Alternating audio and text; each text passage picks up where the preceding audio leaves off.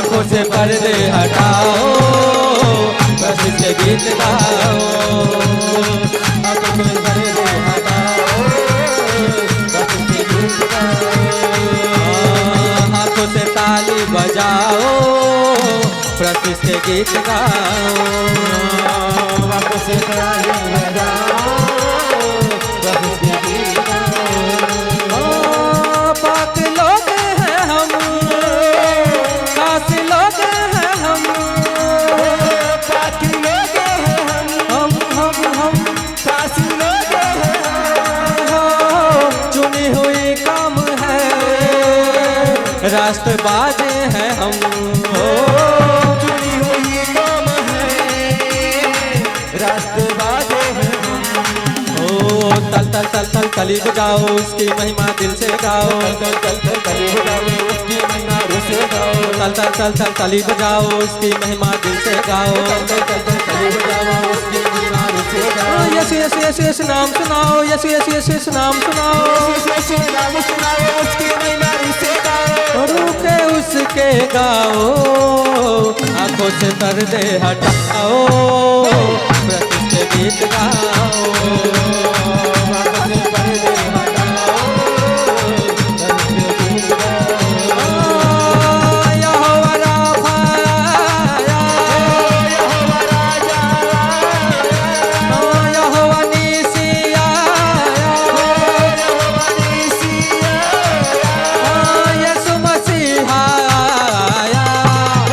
से पर्दे हटाओ, प्रभु के गीत गाओ।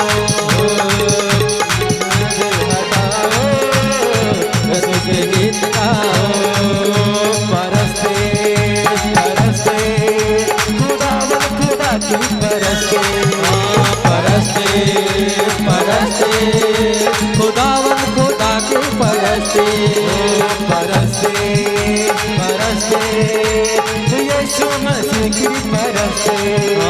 परस्ते परस्ते यीशु मसीह की परस्ते।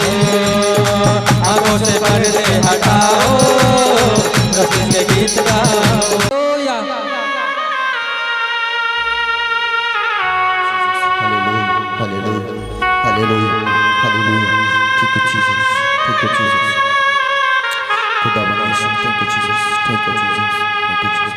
अपने हाथ को उठाओ खुदाबंद की तरफ और परमेश्वर से बातें करें कि परमेश्वर आज हमसे बातें कर।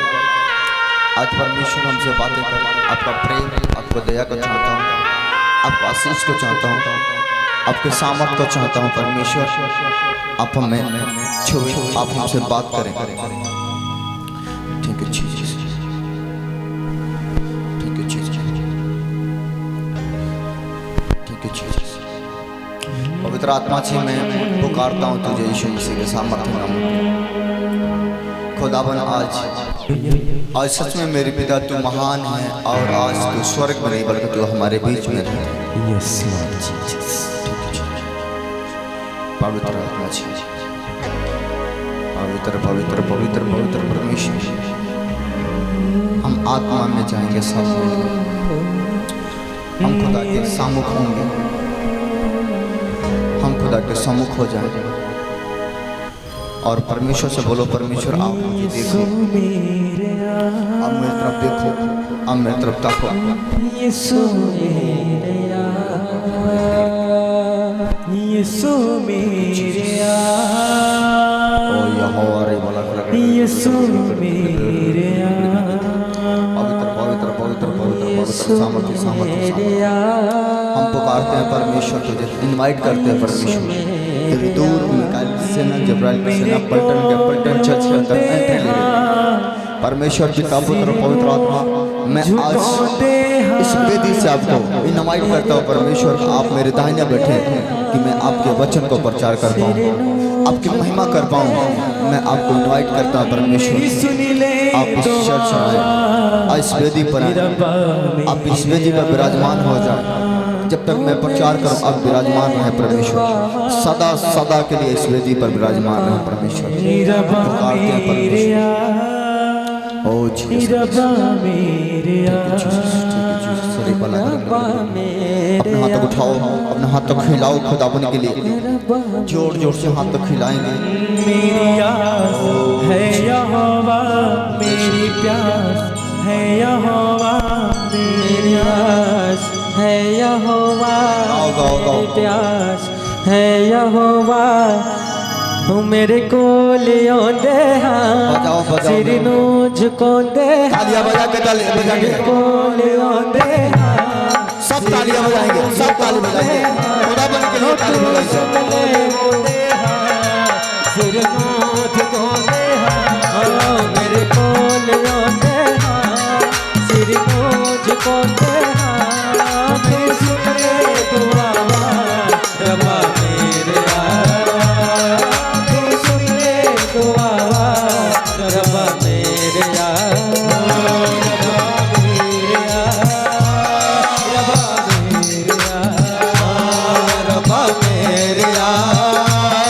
रब्बा मेरे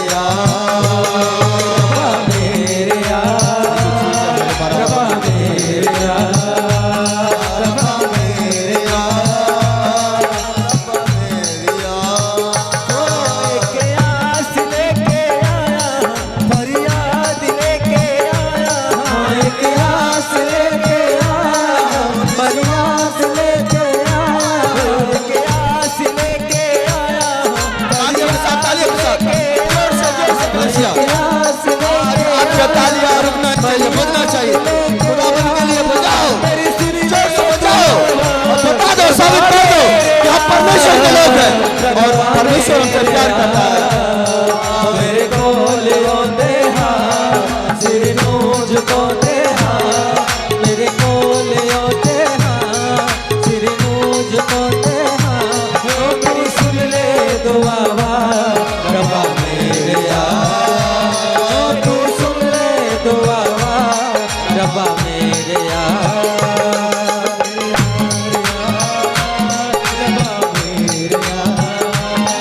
तू सुन ले दुआ रब्बा मेरे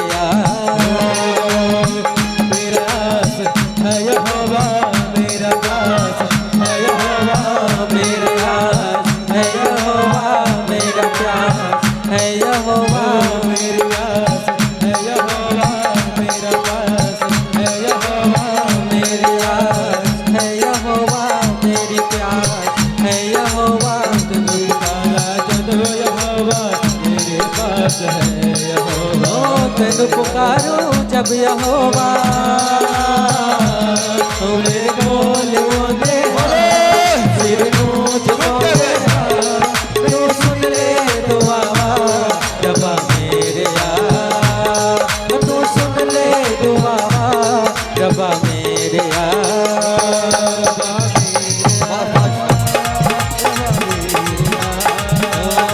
रब्बा मेरे रब्बा मेरे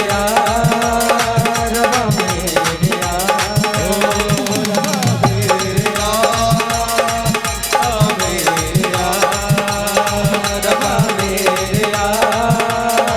रब्बा मेरे ओ एक आस लेके आया, विश्वास लेके आया, एक आस लेके आया, विश्वास लेके आया, ओ एक आस लेके आया, विश्वास लेके आया, एक आस लेके आया, विश्वास लेके आया, ओ मेरी सुन ले दुआवा रब्बा मेरे रब्बा मेरे मेरे को लियो दे, सिर नूझ को दे, तू सुन ले दुआ रब्बा मेरे तू सुन ले दुआ रब्बा मेरे रब्बा मेरे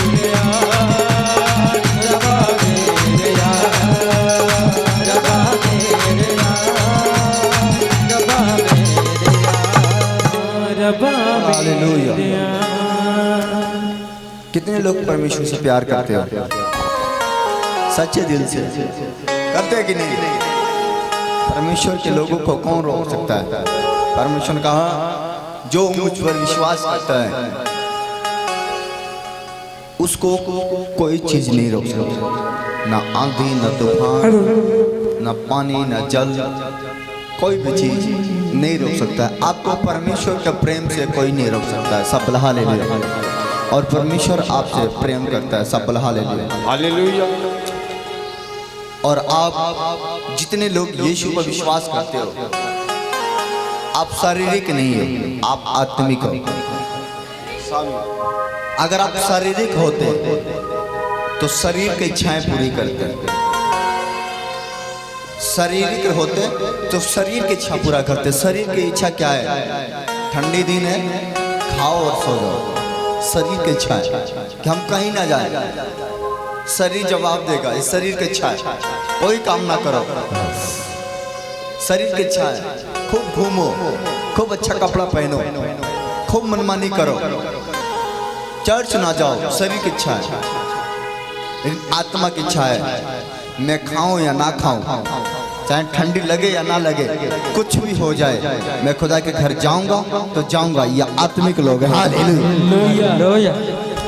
आप शारीरिक नहीं, आत्मिक हो, क्योंकि आपको आत्मा का भूख और प्यास है। आपको आत्मा व्याकुल है कि मुझे परमेश्वर के पास जाना चाहिए, और जब मैं परमेश्वर के पास जाऊंगा तो परमेश्वर हमें आशीष देगा, और जब हमें आशीष देगा तो हमारा हर एक बीमारियां चंगा हो जाएगा। आमीन। समझ रहे कि नहीं? आप क्या हो? बोलो हम आत्मिक हैं। आत्मिक, शारीरिक नहीं है कि शरीर के जैसे दिन काटेंगे। हम आत्मिक हैं, इसलिए आत्मा के चलाए चलेंगे। सब बोला हालेलुया। आपके सामने को वचन पढ़ूंगा मैं, रोमियो उसका 8। पवित्र आत्मा के द्वारा जीवन, यहाँ पर ध्यान देंगे। अब जो मसीह यीशु में है उन पर दंड की आज्ञा नहीं। अब जो मसीह यीशु में है, जो यीशु को जान गए हैं, जो यीशु को पहचान गए हैं, जो यीशु पर ईमान रखते हैं, उनके ऊपर दंड की आज्ञा नहीं है। आप समझ रहे कि नहीं? दंड की आज्ञा किसके ऊपर है? जो परमेश्वर को नहीं जानते, जो शारीरिक है, उनके ऊपर दंड की आज्ञा है, उनके ऊपर बोझ है, उनके ऊपर श्राप है। लेकिन जितने लोग परमेश्वर को जान गए हैं, उनके ऊपर दंड की आज्ञा नहीं है। हालेलुया। आप समझ रहे? यहाँ पे लिखा है, अब जो मसीह यीशु में है उन पर दंड की आज्ञा नहीं है, क्योंकि वे शरीर के अनुसार नहीं वरन आत्मा का चलाए चलते हैं। क्योंकि जीवन की आत्मा की व्यवस्था ने मसीह यीशु में मुझे पाप की और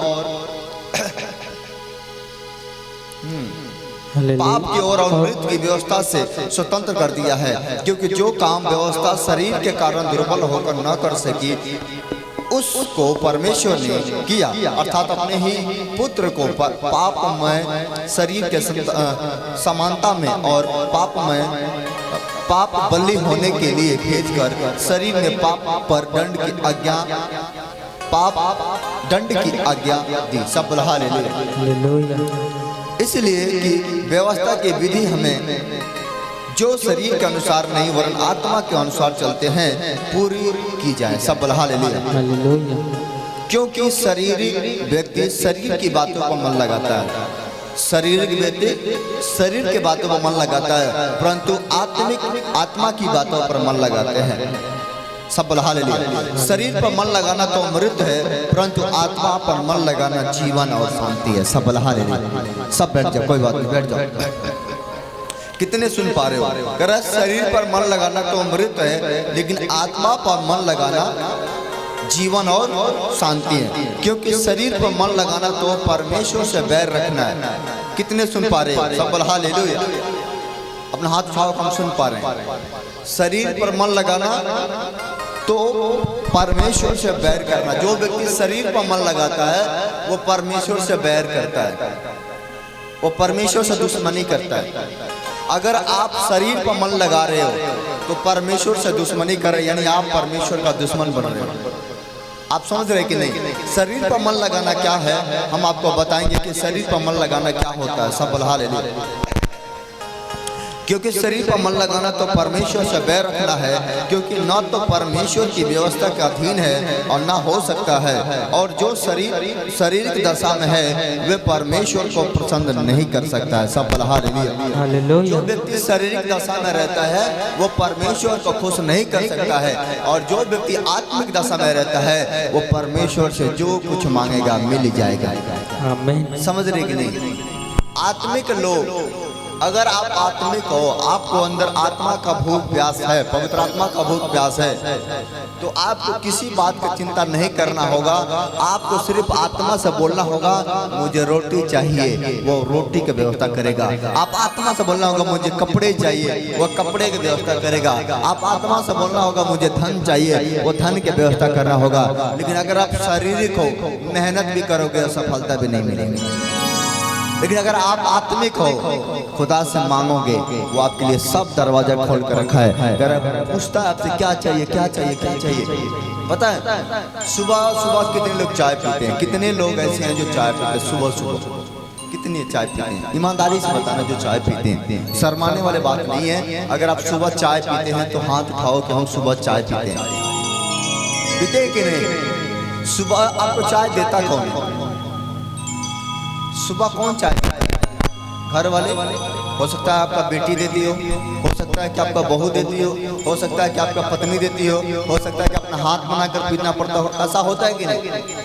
लेकिन आपको मैं बताता हूँ, जैसे सुबह उठते हो और चाय टेबल पाता है, वैसे ही सुबह सुबह परमेश्वर आपके सिंहासन के पास रहता है, आपके सर के पास रहता है, और परमेश्वर कहता है कि मेरे बेटी, अगर आज तू सुबह उठ के मुझसे कुछ मांगेगी, आज सुबह उठ के मुझसे तू प्रार्थना करेगी, आज सुबह उठ के मुझे कुछ कहेगी, तो आज मैं सुबह सुबह तेरे मन में डाल दूंगा, तेरे नसीब में डाल दूंगा, तेरे भविष्य में डाल दूंगा, तेरे जीवन में डाल दूंगा। और जैसे तो सुबह उठ के काम करने जाएगी, तो सुबह अगर प्रार्थना करने वाले व्यक्ति हो, मैं कह रहा जो कुछ मांगोगे दिन भर में मिल जाएगा। हालेलुया। जैसे आपको सुबह चाय गेट पर आती है, टेबल पाती है, वैसे आपका तकदीर भी गेट पर ठकठकाता है सुबह सुबह भोर में। वैसे परमेश्वर भोर में आपको दरवाजा खटखटाता, खट खट खट खट खट। अगर आप आलसी हो तब तो नहीं मिलेगा, लेकिन अगर आप आत्मिक तुरंत उठोगे और रिसीव कर लोगे। सब हालेलुया। समझ रहे कि नहीं? इसको चलने दो, कैमरा सही नहीं आएगा। सही है, रहने दो, रहने दो। सब हालेलुया। तो जैसे जैसे सुबह उठते हो वैसे परमेश्वर आपके। अच्छा, सुबह उठ के प्रार्थना कितने करते हो? सुबह भोर के समय, भोर में प्रार्थना करने वाले कितने व्यक्ति हैं? मैं कह रहा जितने सुबह उठ के प्रार्थना करते हो आपका काम बल्ले बल्ले होगा यीशु के नाम। लेकिन जितने सुबह नहीं उठते हैं वो लाखों सालों साल आएंगे चर्च में, उनको कोई लाभ मिलने वाले नहीं है। पता है क्यों? परमेश्वर 3 टाइम की प्रार्थना सुनता है। खास करके परमेश्वर 3 टाइम की प्रार्थना ऐसी होती है जो डायरेक्टली खुदा हमारे प्रार्थना सुनता है। अगर जो व्यक्ति 3 टाइम में कोई प्रार्थना करने वाला व्यक्ति है उसका हर एक काम सफल होगा। जैसे पतरस यूहन्ना 3 टाइम प्रार्थना करने वाले व्यक्ति थे। कितने टाइम? 3 टाइम प्रार्थना करते थे, सुबह को, दोपहर को और शाम को। कितने टाइम करते थे? सुबह को, दोपहर को और शाम को। यीशु कितने टाइम प्रार्थना करता था? सुबह को, दोपहर को, शाम को। आप समझ रहे कि नहीं? लेकिन सुबह में सुबह होता कब है? दोपहर में दोपहर कब होता है? और शाम में शाम किसको बोलते हैं? आप समझ रहे कि नहीं? शाम कब होता है, दोपहर कब होता है, सुबह कब होता है? पूरे रात मिलाकर 4 पहर होती है। कितने पहर होती है? 4 पहर के रात होती है। 6 से 9, 6 से गिन लो, 6 बजे से 9 बजे तक एक पहर खत्म। 9 से 12 दूसरे पहर, 12 से 3 तीसरे पहर, और 3 से 6 चौथा पहर। 4 पहर के रात होती है। आपको कौन सी पहर में प्रार्थना करना है? तीसरे पहर। इन चौथा पहर में जैसे एंट्री लेंगे, तीसरे पहर के एंट्री जाएंगे, तो तीसरे पहर और चौथा पहर का जो बीच में समय होता है वो होता है 4, यानी 4 बजे की प्रार्थना अगर आप कर रहे हो, 4 से 5 कर रहे हो, परमेश्वर आपको मुंह मांगा इनाम देगा। सब हालेलुया। समझ रहे कि नहीं? कितने पहर का रात होती है? 4 पहर का। सीख के जाना। समझ रहे कि नहीं? तो पहला पहर कौन होता है? 3 बजे से 6 बजे से 9 बजे तक, ये एक पहर का रात खत्म हो जाता है। समझ रहे कि नहीं? कितने बजे से? 6 बजे से 9 बजे तक एक पहर का रात खत्म, 9 बजे से 12 बजे तक दूसरा पहर खत्म, 12 से 3 बजे तक तीसरा पहर खत्म, और 3 से 6 बजे तक चौथा पहर खत्म। यानी 6 बजे तक का सुबह माना जाता है। तो आप अगर 4-6 बजे तक आप पहले प्रार्थना कर लेते हो तो परमेश्वर आपको ब्लेस करेगा। हालेलुया। सुबह के प्रार्थना 4 बजे कितने करते हो? 4 बजे कर लो, 5 बजे उठ जाते हो, कोई बात नहीं है। 6 बजे से पहले प्रार्थना आपका हो जाना चाहिए। भोर की प्रार्थना 6 बजे से पहले अगर आप भोर की प्रार्थना करते हो तो परमेश्वर आपको मुंह मांगा इनाम देने वाला है। सब बता दे भाई। लेकिन अगर आप 10 बजे वाला प्रार्थना करते हो दिन में, तब तो वो मनमानी वाला प्रार्थना हो गया, क्योंकि 6 बजे के बाद से इंसान के अंदर चिंताएं आ जाती हैं। 6 बजे के बाद से चिंता आ जाएंगे। आपको ये काम करना है, वो काम करना है, खाना बनाना है, बर्तन धोना है, काम पर जाना है, बिजनेस करना है, ये करना है, वो करना, बहुत सारी चिंताएं 6 बजे के बाद स्टार्ट हो जाएंगी। तो उस समय अगर हम प्रार्थना में बैठते हैं तो दिन भर मतलब आधा घंटा भी प्रार्थना करोगे तो दुनियादारी ही बात मन में आता रहेगा और प्रार्थना सफल नहीं होता। समझ रहे कि नहीं? तो उस समय के प्रार्थना को परमेश्वर नहीं सुन पाता है। उस समय चिंताएं आ जाती हैं। जैसे हम सुबह उठना है, अब आप दिमाग में रहेगा नहीं, हमें चाय बनाना है, बच्चों को स्कूल भेजना है, ये करना है, वो करना। 6 बजे के बाद बहुत सारी चिंताएं हो जाती हैं। तो अगर 6 बजे के दिन सुबह 6 बजे के बाद प्रार्थना करते हो तो उस प्रार्थना का कोई लाभ नहीं होता है, क्योंकि वो प्रार्थना तो शैतान चोरी कर ले जाता है। वो तो बस आधा घंटा 1 घंटा जो प्रार्थना करोगे उसका कोई लाभ नहीं होता। इसलिए कि जितना प्रार्थना नहीं करेंगे उतने मन में तरह तरह का विचार आएगा और वो विचार प्रार्थना को चोरी कर ले जाएगा। तो आपको कौन सी प्रार्थना करना है? कितने बजे की प्रार्थना करना है? आत्मिक लोगों को बात करो, शारीरिक लोग नहीं। शारीरिक लोग तो 12 बजे तक सोए, कोई बात नहीं। लेकिन जो आत्मिक लोग हैं, जिनको परमेश्वर का भूख प्यास है, जिनको परमेश्वर से कुछ चाहिए, अगर आप बीमार हो, कर्जी में हो, लाचार में हो, दुख में हो, समस्या में हो, परेशानी में हो, आपको परमेश्वर से कुछ चाहिए तो चौथी पहर की प्रार्थना करना चाहिए। जैसे परमेश्वर जब सुबह उठता था तो सबसे पहले चेलों को कहता था कि तुम यहाँ रहो, और चेलों से हट के अकेले में पहाड़ पर जाता था और पहाड़ पर बैठ के परमेश्वर प्रार्थना करता था। और प्रार्थना करके जब आता था तब चेले के साथ खाना खाता था और चेले के साथ रोटी तोड़ने के बाद वो सेवकाई में जाता था। लेकिन उससे पहले खुदा के सामने जाता था। सब हालेलुया। आज चाहे मैं सिर्फ ये नहीं कह रहा हूँ कि सिर्फ एक विश्वासी करे। पास्टर लोगों की जिम्मेदारी है, सिंगर लोगों की जिम्मेदारी है, सबका जिम्मेदारी है। अगर खुदा से कुछ लेना है तो, नहीं लेना है तो आओ, ताली बजाओ, गीत गाओ, जाओ अपने घर, कोई मतलब नहीं। जो बरकत आपको 6 महीने में मिलना वो 6 साल लग जाएगा, 6 बरिस लग जाएगा, मिलेगा ही नहीं। आते रहो, जाते रहो, फिर आपको पता लोग क्या बनेंगे।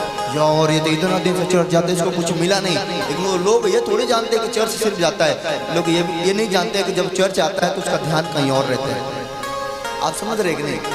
जब तक गुरु की बातों को लिख के नहीं ले जाओगे, अपने दिमाग में नोट करके नहीं ले जाओगे, जब उसका पालन नहीं करोगे तो सफलता नहीं मिलेगा।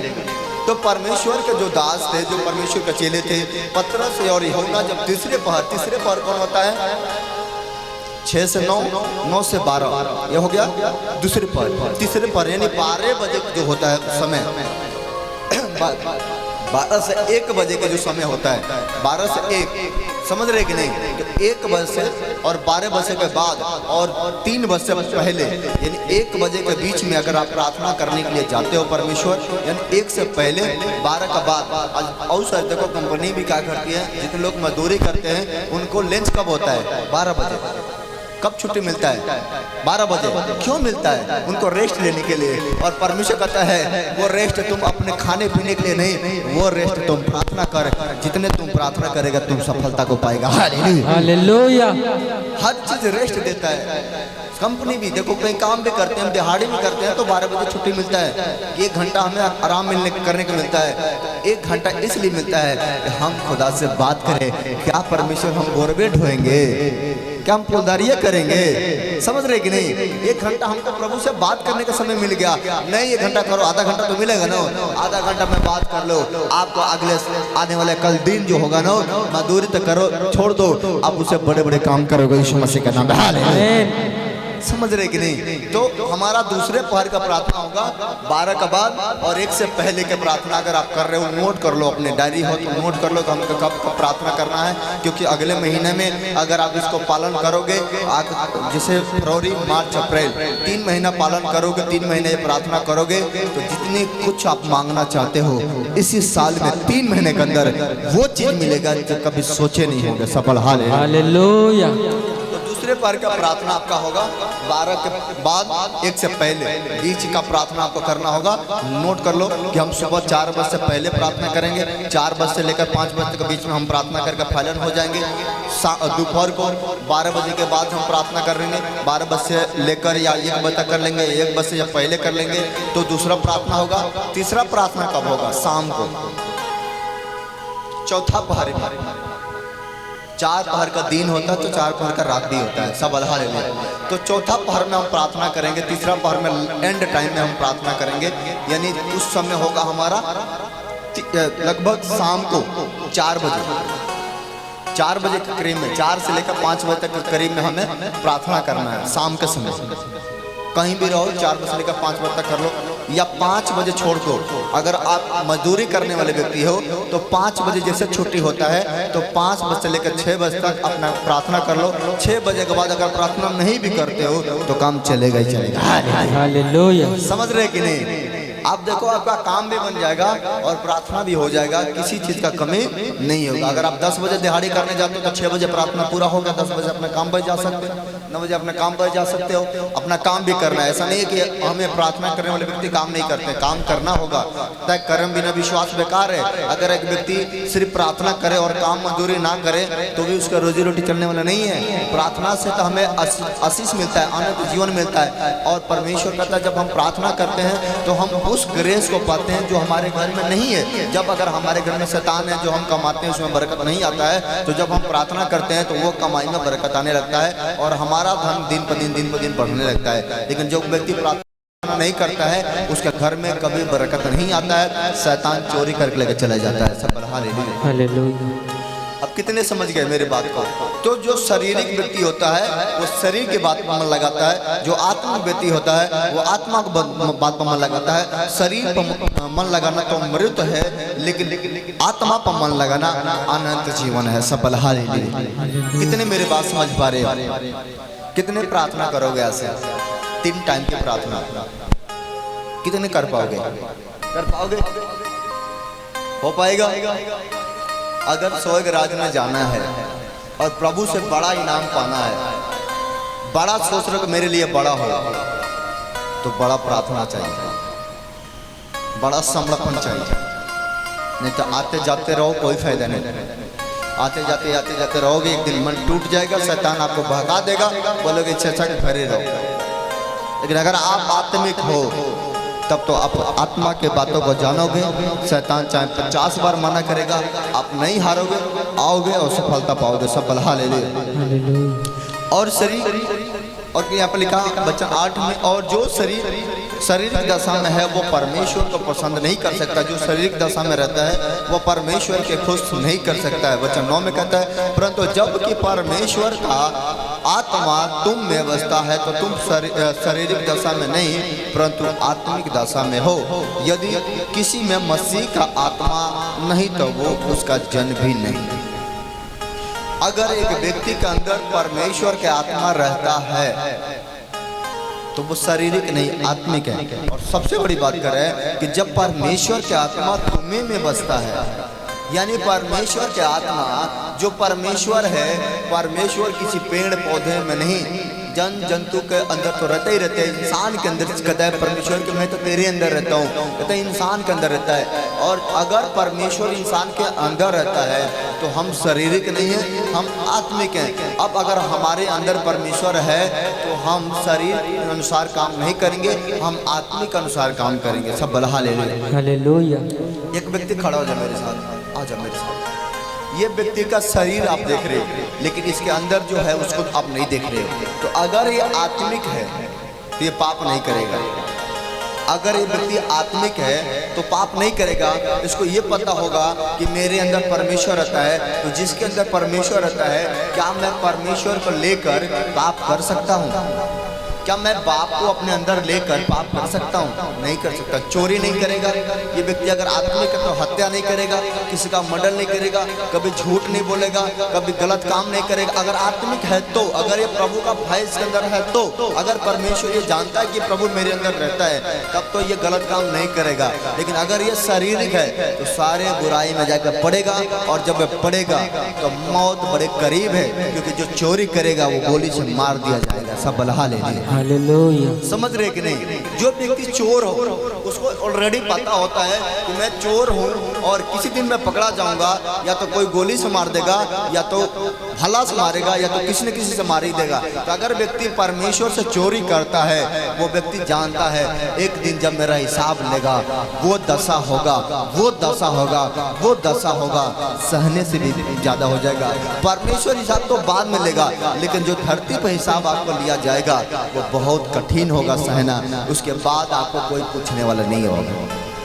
समझ रहे कि नहीं? इसलिए अगर आप आत्मिक हो तो आत्मा का चलाए चलो। आत्मा का फल क्या है? प्रेम, नर्मता, संयम, धीरज, कृपालु, भराई, नर्मता। परमेश्वर का ये प्रेम है, फल है परमेश्वर का। घमंड नहीं होना चाहिए आपके अंदर, गुस्सा नहीं होना चाहिए, नफरत नहीं होना चाहिए। अगर एक विश्वासी के अंदर परमेश्वर की आत्मा है तो उसका स्वभाव भी परमेश्वर जैसा होना चाहिए। अगर आपके अंदर परमेश्वर के जैसा स्वभाव है तो मैं कह रहा हूँ कि आपको एक जगह तिरपाल बिछाकर बैठ जाओ और प्रार्थना करोगे। मैं कहता हूँ जैसे पतरस के पास परमेश्वर खाने के लिए चद्दर बिछा दिया और पूरा जन जंतु, पूरा पंछियों को भेज दिया, कहा जितने चाहता है, जिसको मार कर खाना चाहता खा ले। मैं आपको परमेश्वर सामने चद्दर बिछा देगा, कहेगा इसमें जो चाहिए, सोना चांदी, हीरा मोती, घर द्वार, मकान बगल, जो भी चाहिए ले ले। लेकिन अगर आत्मिक हो तो शारीरिक हो एक चांदी का टुकड़ा भी नहीं मिलेगा। समझ रहे? शारीरिक लोगों को नहीं मिलता है, आत्मिक लोगों को। इसलिए आप क्या हो? बोलो हम आत्मिक हैं, बोलो हम आत्मिक हैं।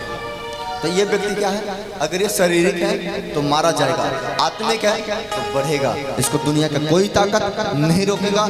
लाख जंजीरें लगा दो, जंजीरें खुल जाएंगे, रस्सियां टूट जाएंगे। अगर आत्मिक है तो परमेश्वर इसको आगे ले जाएगा। सब लहा जाएगा। हालेलुया। बैठ जाओ, तुम्हारे अंदर खुदा रहता है, तुम अपने आप को संभालो।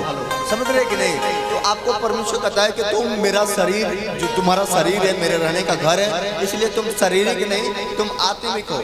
शरीर के लोग कैसे होते हैं? जो शरीर की इच्छा पूरा करता है वो शारीरिक होता है। शरीर की इच्छा पूरा, शरीर की इच्छा क्या है? कभी चाहेगा शरीर हम बोरा ढोएं? नहीं चाहेगा। शरीर चाहेगा कभी हम खराब कपड़ा पहने? नहीं चाहेगा। शरीर चाहेगा हम मेहनत करें, इसको खाना जितना दे दो खाएगा, और बोलो कुदारी चलाना है, कहेगा थक गया। आप समझ रहे कि नहीं? शरीर की इच्छा है, गुटखा खा लेना शरीर की इच्छा, बीड़ी पी लेना शरीर की इच्छा, पाप कर लेना शरीर का कथन, अब मेरा मन खुश होता है। मतलब गंदा काम करने के बाद शरीर कहता है मैं खुश हो गया। मतलब ये शरीर की इच्छा है, और शरीर जानता है कि एक दिन मारा जाएगा। लेकिन मैं आपको बताता हूँ सिर्फ शरीर नहीं मरेगा, आपकी आत्मा मर रहा है। आत्मा को बचाना है तो शरीर की इच्छा का पूरा मत करो, आत्मिक रूप से चलो, परमेश्वर आपको बल्ले बल्ले कर देगा। हाँ, हालेलुया। अब मैं आगे थोड़ा सा बचा, परंतु जबकि परमेश्वर का आत्मा तुम में बसता है तो तुम शरीर की दशा में नहीं परंतु आत्मिक दशा में। यदि किसी में मसीह का आत्मा हो तो वो उसका जन्म भी है। अगर आत्मा नहीं है तो उसका जन्म नहीं। यदि मसीह तुम में है तो देह पाप के कारण मरी हुई है, और परंतु आत्मा धर्म के कारण जीवित है। यदि उसी का आत्मा जिसने यीशु मसीह को मरे हुए में से जिलाया तुम में बसा हुआ हो, तो जिसने मसीह को मरे हुए में से जिलाया वो तुम्हें नासमान देहों को भी अपने आत्मा के द्वारा तुम में बसा हुआ है जिलाएगा। सब बलहा ले ले। इसलिए हे भाइयों, हम शरीर के कर्जदार नहीं कि दिन के शरीर के अनुसार दिन काटेंगे, क्योंकि यदि तुम शरीर के अनुसार दिन काटोगे तो मरोगे। यदि आत्मा का से देह की क्रियाओं को मारोगे तो जीवित रहोगे। इसलिए कि जितने लोगों ने परमेश्वर की आत्मा के चला चलते हैं वे परमेश्वर के पुत्र हैं। क्योंकि तुम तो दासताओं की आत्मा नहीं मिली कि फिर भयभीत हो, परंतु लेपालक की आत्मा मिली है जिससे हम हे अपा हे पिता कहकर पुकारते हैं। दे पुकारते हैं कि हम आत्मा आप ही हमारे आत्मा के साथ गवाही देती है।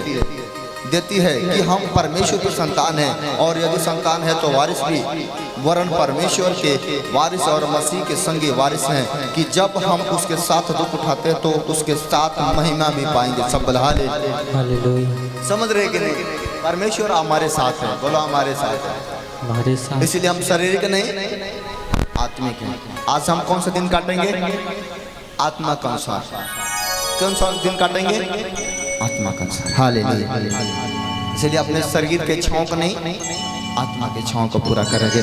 अपने हाथ को उठाओ और जोर से एक बार ताली बजाओ कि परमेश्वर, आज हम प्रार्थना करेंगे, परमेश्वर ब्लेस करेगा। तो आपको 3 काम करना है। 3 टाइम प्रार्थना करने का टाइम ले लेना है। 3 टाइम कौन से प्रार्थना मैंने सिखाया आपको?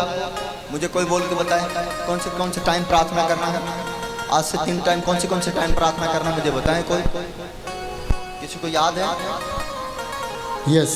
हाँ, रात में चौथे पहर में 4 बजे से 6 बजे तक हाँ, प्रार्थना करेंगे। दोपहर में 12 बजे से 1 बजे तक प्रार्थना करेंगे, और शाम को 4 बजे के बाद, हाँ, 4 यानी 7 बजे से पहले हाँ, प्रार्थना करेंगे। ये हमारा 3 टाइम का प्रार्थना होगा। हाँ, सब बोला हालेलुया। हालेलुया। आप 4 बजे के बाद, 5 बजे के बाद भी प्रार्थना करोगे शाम को, तो 5 बजे से लेकर 6 बजे कर लो, 6 बजे तक लेकर 7 बजे तक कर लो।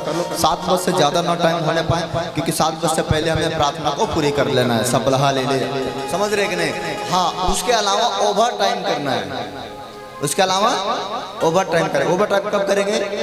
रात को खाना खाएंगे और इसके बाद हम 1 घंटा और प्रार्थना करेंगे। हालेलुया। समझ रहे ना? 1 घंटा और प्रार्थना करके तब सोएंगे, परमेश्वर ब्लेस करेगा। सब हालेलुया। हालेलुया।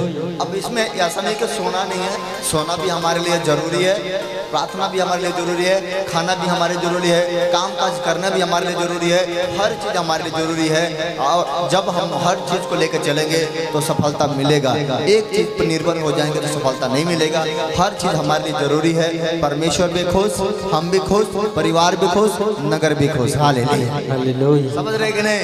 लेकिन कोई खुश हो जा रहा हो, लेकिन सबसे पहले परमेश्वर को खुश कर दो भाई। अगर प्रभु खुश है तो सब खुश हो जाएंगे। आमेन। आमेन। अपने हाथ उठाओ, अपने स्थान पर खड़े हो जाएं। हम प्रार्थना में जाएं थोड़े समय के लिए। चलती नहीं है, बोलती नहीं है, चलती भी नहीं है, बोलती भी नहीं है। कहाँ से आए हो? महुआ बाजार का। ओके ओके, मैं अभी आपके अंदर आऊंगा प्रार्थना करने के लिए।